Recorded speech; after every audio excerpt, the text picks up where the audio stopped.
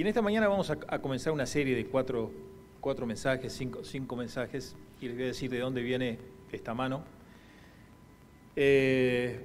Mitad de la semana estoy viajando a una iglesia, a un retiro de líderes. Estamos hablando posiblemente 1000, 2000 líderes, no miembros, líderes. Y el tema que me dieron fue vida profunda. Y me dijo: pastor, arregle usted las 5 prédicas que tiene que hacer en un día. Lo profundo es lo que no me va a quedar a mí después, pero de todas maneras, pero el tema me gustó. ¿Por qué? Porque la idea no era hablar de la vida cristiana, sino hablar sobre este viejo tema de la vida profunda. Bueno, empecé un poquito a estudiar, empecé a buscar libros. A mi asombro, no encontré muchos libros actuales sobre este tema, a mi asombro.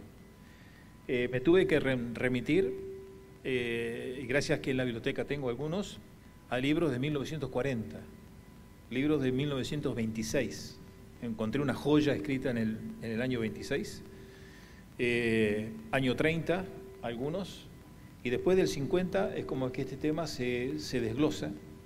Y la vida profunda es como que no se trata, no es que se niega, sino que no se trata más hasta el día de hoy, donde se habla mucho de oración, se habla mucho de alabanza, adoración, pero encontré, a mi sorpresa, que el material de la vida profunda no es tan vendible hoy en día.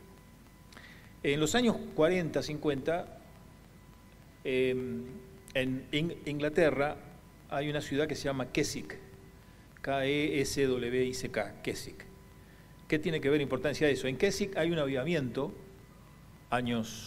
posiblemente años 30, 40, un gran avivamiento, en estos meses de julio, un avivamiento impresionante en las iglesias, y ese avivamiento fue más que todo con mucha doctrina bíblica, es decir, los predicadores eran expositores y predicaban mucho enseñando todo lo que tiene que ver la relación del Espíritu Santo con la persona. Fue tanto así ese avivamiento que ese año que hasta el día de hoy, estamos hablando de 40, 50 años, todos los meses de julio se hace, en Keswick, julio, agosto creo que se hace todo un mes de conferencias bíblicas en todo el pueblo. Sí, todas las iglesias invitan a predicadores y se predica todo el mes entero sobre estos mensajes de vida profunda. No solamente eso, sino que es un tiempo donde todos los que habitan en esa ciudad, si tienen libros para ofertar a la venta, los sacan a la calle. Entonces uno pasea por la calle como si fuera una venta así de cosas usadas y encuentra libros por todas partes y compra libros por todas partes. Yo tuve un amigo mío americano, ¿no?, por las posibilidades económicas, que se compró un baúl entero de libros. Ahora, ¿saben el peso de llevarse un baúl entero de libros de Keswick, en la mitad de Inglaterra, a su casa en los Estados Unidos? Increíble, pero él se los llevó todos. Y Keswick, las conferencias de Keswick, que son muy, muy famosas, trataron sobre el rol del Espíritu Santo dentro de la vida personal de cada uno. Bueno, encontré material sobre la vida profunda allí, y bueno, y algo de eso quiero compartirlo con todos ustedes en esta mañana. ¿Quién dijo amén? Sonó atrás, por eso dije, bueno. Empecemos por lo básico. Cuando uno llega al cristianismo, de una manera u otra, hay una conversión, teológicamente hablando. Ese Señor que me convierte a mí, no es que yo tengo ganas de ser creyente y lo soy, sino es el Señor que me trae a mí. Teológicamente hablando, el Espíritu Santo desciende en mí, aunque yo no me dé cuenta, yo no lo sienta, pero de ese momento que el Espíritu Santo viene en mí, hay una diferencia en mí que es notable a cómo era antes. Básicamente hablando, yo comienzo de ahí en más una vida que no es igual a la que tenía antes, sino va a ser nunca más igual a la que tenía antes. Inclusive, si yo dejo el cristianismo y no voy nunca más a ninguna iglesia, en algún momento en mi vida, yo me doy cuenta que no soy igual a como era. Es decir, no puedo pecar en paz. Antes, cuando yo no era creyente, pecaba, entre dos comillas, en paz, ¿no? Pero había una conciencia de culpa. Pero después no lo puedo hacer más, porque el Espíritu Santo que entró en mí no se va. Esto es básicamente el ABC de lo que la vida cristiana trae. La vida cristiana trae una nueva vida. Y ahí se suma después todo lo que uno quiere, se suma a la iglesia, se suma a esto, etcétera, etcétera. Ese es otro tema. Ahora, esta vida puede ser una vida superficial o puede ser una vida profunda. Y eso es, ahí entramos a hablar de la diferencia entre una cosa y otra. Si ustedes toman el texto bíblico, vamos a ir a unos pasajes. En 1 Corintios, capítulo 2, un pasaje muy conocido, pero que trae un poco la reflexión de estos temas. Versículo, en 1 Corintios 2, versículos 12, 12 más. Creo que lo están proyectando acá. Y dice Pablo, nosotros no hemos recibido el espíritu del mundo, sino el espíritu que proviene de Dios, para que sepamos lo que Dios nos ha concedido. Bueno, acá, a veces al cristiano les cuesta entender que uno tiene el Espíritu Santo. Le cuesta entenderlo. ¿Por qué le cuesta entenderlo? Es como que dice sí, pero. A uno dice, bueno, yo tengo conciencia del cristianismo hoy en día. Tengo conciencia de lo bueno, lo malo, conciencia de lo que a Dios le gusta o no. Pero lo que Pablo está explicando acá es que la persona del Espíritu Santo entra en mí y no se va. Bien. Entonces, ¿para qué está? Para que sepamos lo que Dios nos ha concedido. Lo cual también hablamos, no con palabras enseñadas por sabiduría humana, sino con las que enseña al Espíritu. Y ahora viene esto es muy importante, acomodando lo espiritual a lo espiritual.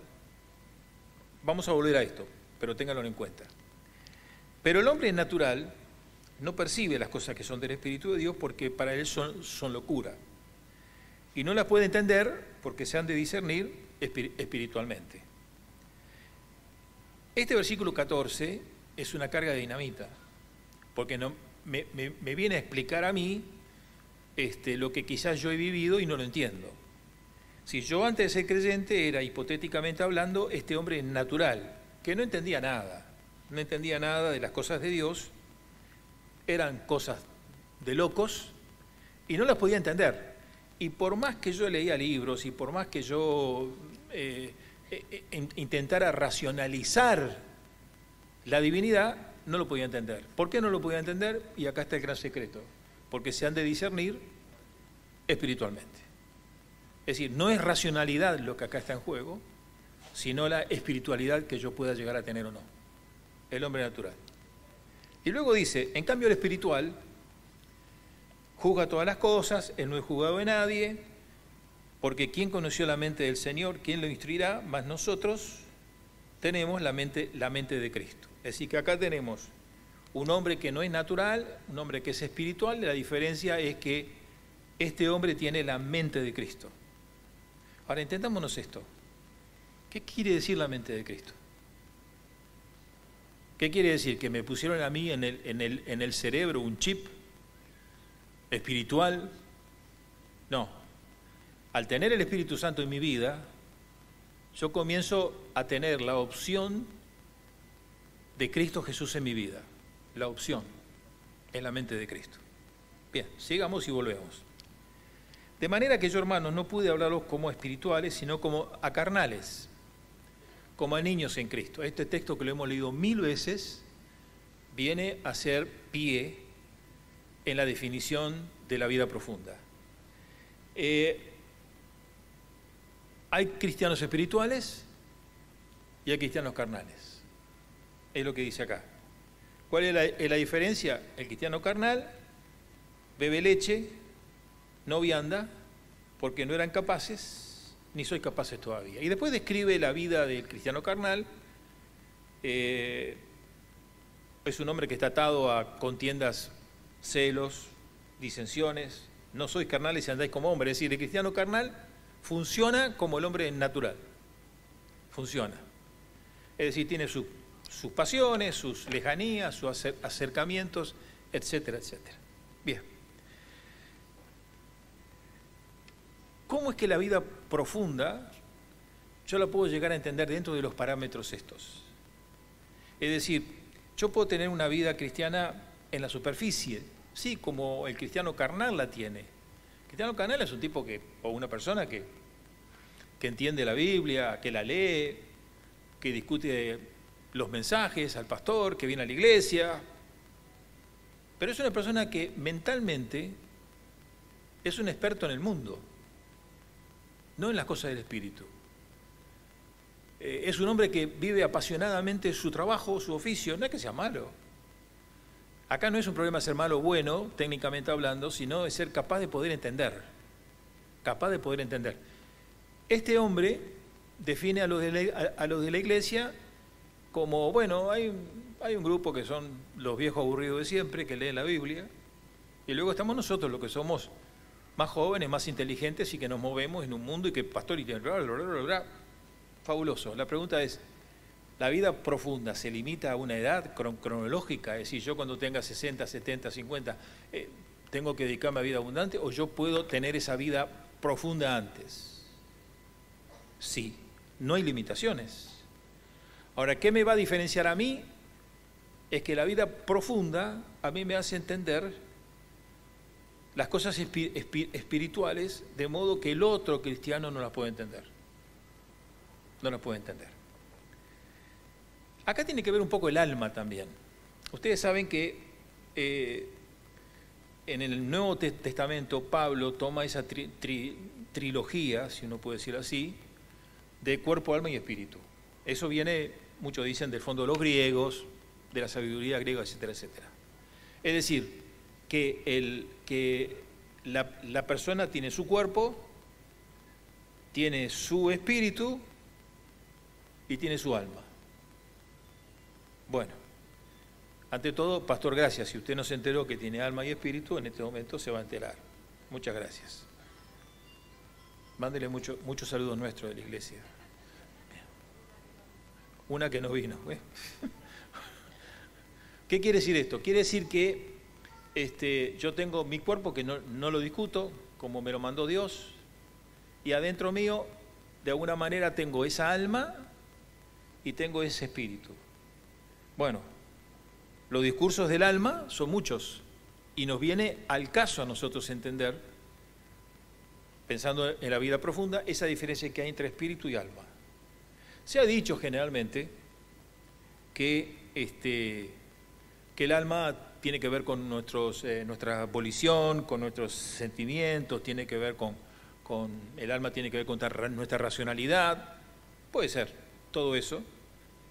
Y el espíritu, ahí viene el gran tema, ¿no es cierto? El espíritu, que al que le gusta un poquito de griego, es el zoe es el espíritu, se ha definido como que el espíritu es el que renace cuando yo llego a la presencia de Dios, en la conversión. ¿Ustedes se acuerdan cuando Nicodemo fue y se sentó, ¿no es cierto?, fue de noche? ¿Se acuerdan del pasaje? No. Sí. Por eso nosotros hacemos diálogos de fe en la noche, para que los Nicodemos del mundo lleguen. Nicodemo fue y el Señor le dijo, si no nacieres de nuevo, no puede ver el reino de Dios. Entonces Nicodemo hábilmente dijo, ¿cómo puedo nacer yo de vuelta? Tengo que entrar en el vientre de mi madre, todo, bla, bla, bla. Y Jesús le dijo, si no nacieres de nuevo, no puedes ver el reino de Dios. Ahora, ¿ese nacimiento nuevo qué era? ¿Del cuerpo? No, porque mismo Nicodemo dice, ¿cómo voy a entrar en el vientre de mi madre? Imposible. Nicodemo no entendía por qué, porque Nicodemo, por más que hubiera sido un principal, un regio tipo, etcétera, etcétera, era un hombre natural. Entonces no entendía el tema del espíritu. Ahora, ¿qué sucede? Cuando yo abro el corazón mío a Dios, y por eso es interesante hablar sobre la conversión como un evento en mi vida. Hay hermanos que festejan su cumpleaños basado en el día en que se entregaron a Cristo Jesús. Y me encanta la idea, ¿no? Porque ahí yo veo por gente de sus 60 años que dice, pastor, tengo 10 años de edad. Y le digo, hermano, estamos todos bárbaros, pero creo que se le cayeron algunos ceros. Dice, no, es desde que yo recibí al Señor. Ahora, si ustedes lo piensan bien, el día de su conversión debe de ser el día del comienzo de una vida nueva. Y aunque físicamente uno tiene los años que uno tiene, pero uno comienza a vivir una vida. Ahora, ¿qué es lo que hace que uno vive una vida totalmente nueva? Yo leí en estos días un libro de 300 páginas sobre lo que la conversión era psicológicamente. Increíble los estudios que han hecho. ¿Por qué? Porque el cristianismo parte de la base que hay una conversión. Y hay muchas religiones cristianas, la Iglesia Católica, por ejemplo, en que no cree que hay una conversión. La Iglesia Católica cree que, bueno, que uno es bautizado de bebé, el bautismo de bebé, para la Iglesia Católica es la entrada de ese bebé en el reino de la Iglesia. A ver si me siguen. No es tanto el miedo si se muere, irá al limbo. No es tanto el miedo ese. Teológicamente hablando, el bautismo de bebé lo introduce a la Iglesia. Ya es parte de la Iglesia, por más que no entienda nada, ya es parte de la Iglesia. Y después vienen actos de confirmación, viene el catecismo, confirmación, etcétera, etcétera, son actos de confirmación. Y la Iglesia Católica opina que la vida es un peregrinaje donde al final yo voy a tener el premio si me lo merezco o no. En cambio, en la Biblia, este tema es totalmente opuesto. Yo en un momento de mi vida, con plena sentido de las cosas que me están pasando, qué sé yo, tengo en mí el evento de la conversión. Es decir, Dios viene a mí, me rompe el alma, el corazón, yo nazco una vida nueva. Ahora, ¿qué quiere decir eso? El que naciere del Espíritu, que naciere del agua, el Espíritu entra en mi vida, el Espíritu Santo desciende en mi vida. Piénsenlo en un instante eso, piénsenlo, porque eso es lo que varía todo este tema. Si la pregunta es, ¿alguna vez yo sentí que el Espíritu Santo entró en mi vida?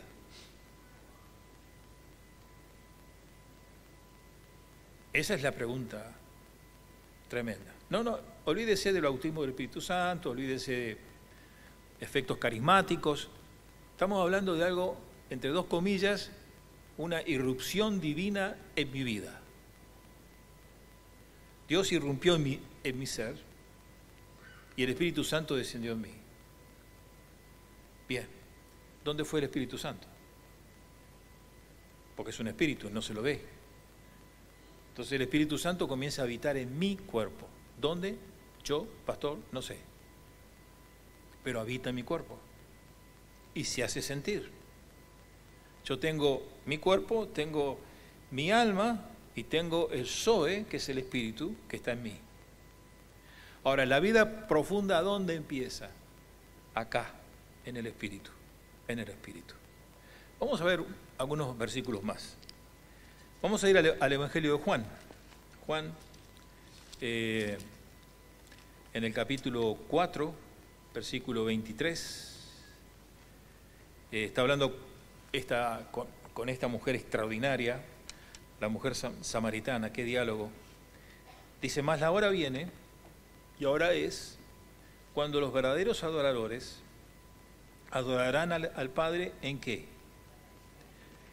No lo van a adorar en la carne, no lo van a adorar en el alma, es decir, con la racionalidad que me da a mí, sino lo van a adorar en espíritu y en verdad, porque también el Padre, tales adoradores, busca que lo adoren.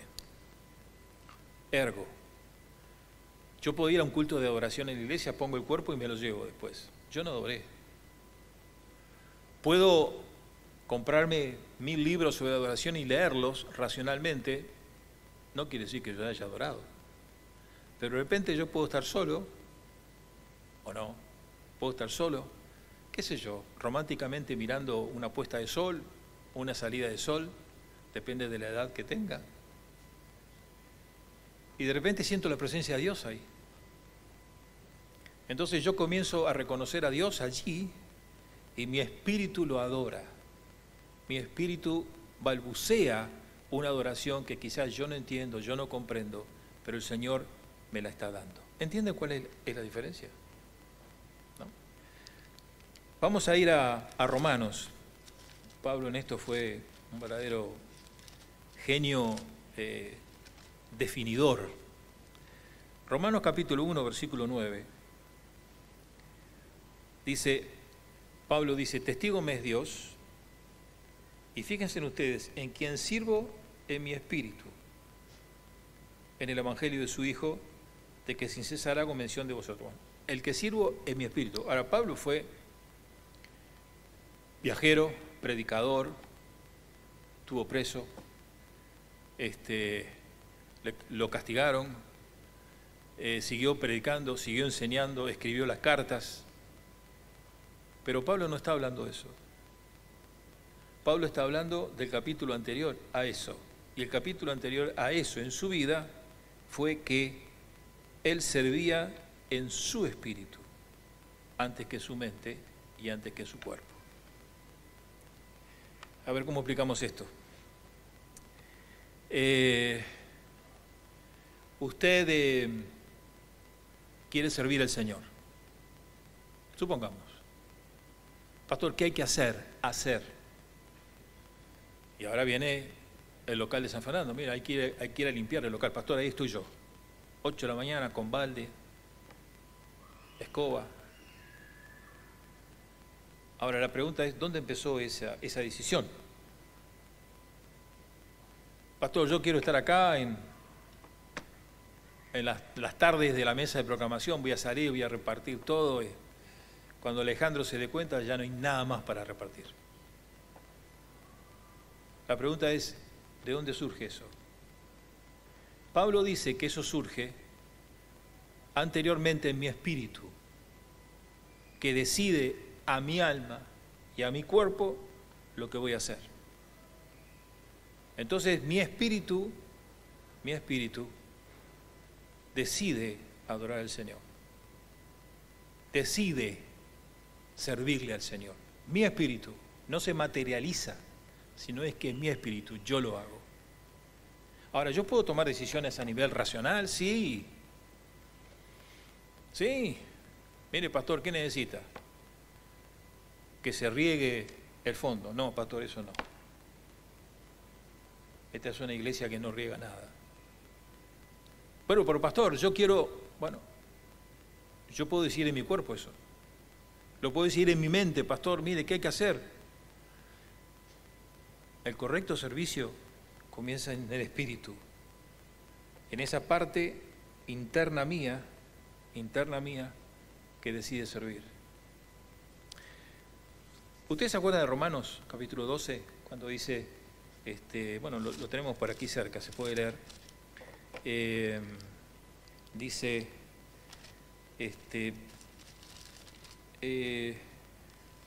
hermanos, os ruego por la misericordia de Dios que presentéis vuestros cuerpos. ¿Se acuerdan del texto? ¿Sí? El sacrificio vivo, santo, agradable, que es vuestro culto racional. Esta idea de presentarme delante de Dios es la adoración. Es decir, yo hace muchos años que ya no uso más, si ustedes lo han notado, la frase, quiero que se consagren a Dios. Es decir, vamos a hacer un culto de consagración a Dios. A ver, ¿cuántos quieren consagrarse a Dios? No sirve.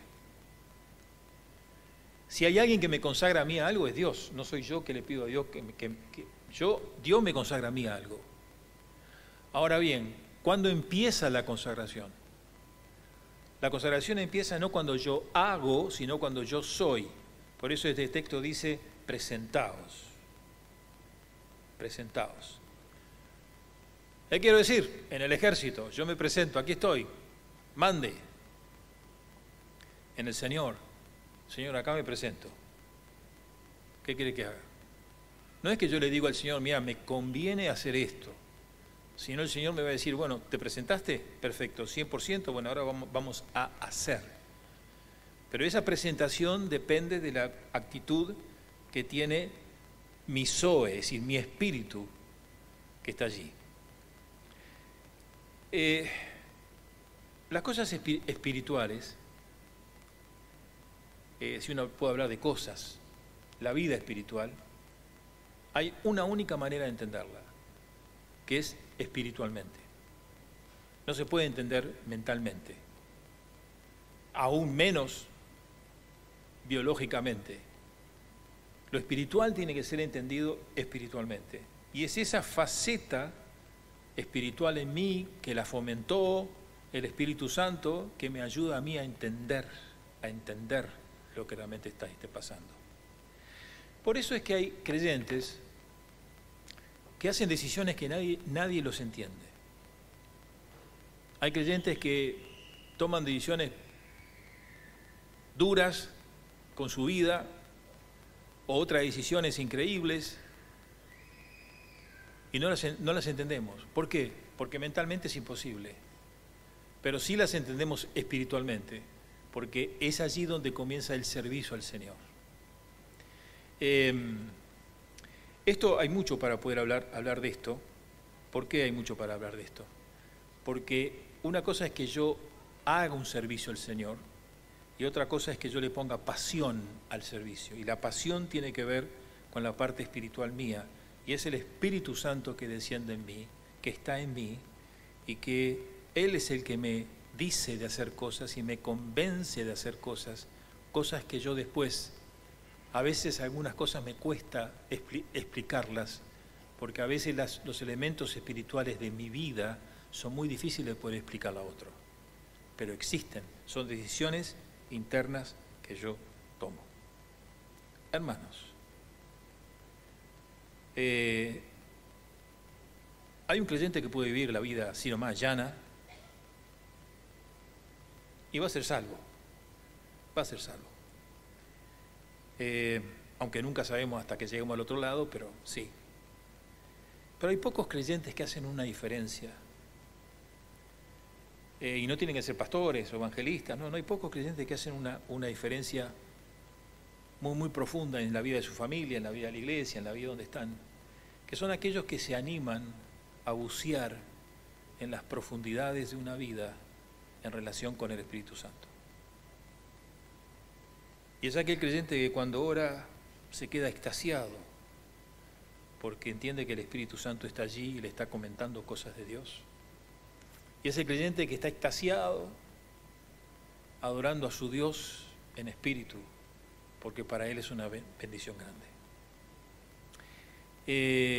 Salmo dice: examíname, Señor, y ve si en mí hay caminos de perdición. Este es un gran tema. La máquina que no los puedo llevar conmigo de viaje para los otros 4 temas, pero por ahí los podemos ver. Pero hermanos, la decisión nuestra es: Señor, yo no quiero una vida llana, esa la tiene cualquiera. Señor, quiero ir a lo profundo de la vida y descubrir la posibilidad de adorarte y de servirte con una pasión que venga al corazón mío. Esa es la diferencia que hay. Amén. Vamos a orar. Padre, gracias porque estos temas nos despiertan. Gracias, Señor, porque deseamos buscar la bendición a profundidad. Queremos llegar a lo más hondo de la vida. Y te pedimos, Señor, que nos acompañes a todos y que nos animes, Señor, a buscar más de ti. No importa la edad, no importa cuántos años somos creyentes, buscar más de ti en la vida. En Cristo Jesús. Amén. Amén.